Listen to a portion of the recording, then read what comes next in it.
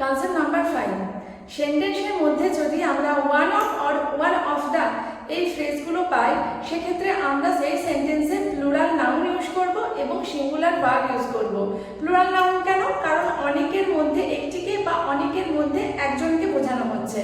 For example, one of the students is hard working.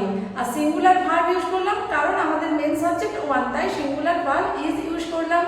এবার যদি one of the থাকে, তারপর প্লুরাল নাউন থাকে এবং তারপর রিলেটিভ প্রোনাউন থাকে।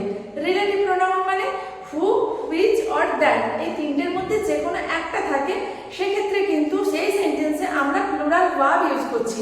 প্লুরাল ভার্ব কেন? কারণ রিলেটিভ প্রোনাউনের আগে কি রয়েছে? প্লুরাল নাউন, তাহলে প্লুরাল অ্যান্টিসিডেন্ট রয়েছে।